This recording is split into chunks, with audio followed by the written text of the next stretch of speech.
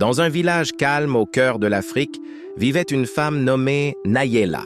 Elle était pauvre, veuve et mère d'un seul garçon malade, Tiano, qui ne pouvait plus marcher depuis des mois.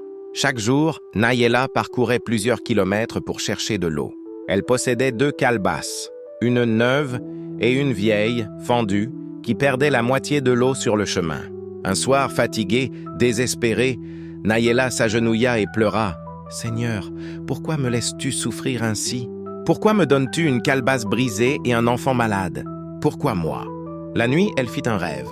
Dans le rêve, une voix douce mais puissante lui dit « Demain, regarde bien le chemin que tu prends. Regarde avec les yeux du cœur. » Le lendemain, Nayela reprit la route. Le soleil se levait, les oiseaux chantaient, et pour la première fois, elle marcha lentement, observant tout autour.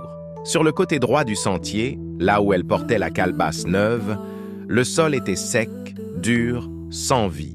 Mais à gauche, là où elle portait la calebasse fendue, le chemin était couvert de fleurs.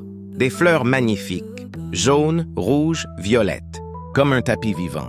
Elle resta immobile, les larmes montèrent. Et alors, elle entendit la même voix que dans son rêve. « Depuis 2 ans, c'est ton vase brisé qui arrose ce chemin.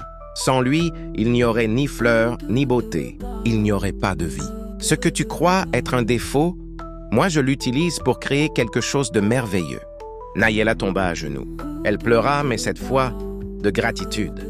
La voix reprit « Ce que tu appelles une malédiction, j'en fais une bénédiction.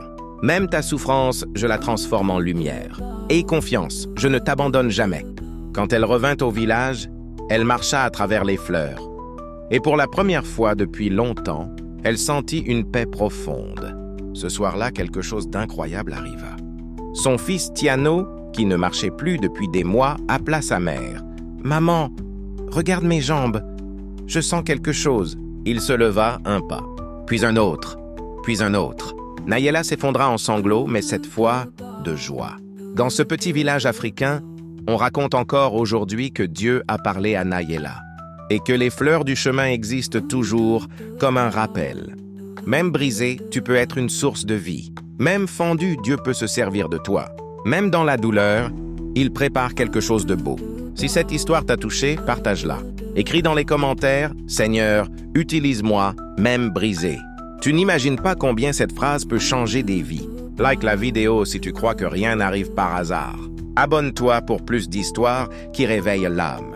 Partage cette vidéo à quelqu'un qui a peut-être besoin d'entendre ce message aujourd'hui, parce qu'une seule parole peut sauver un cœur.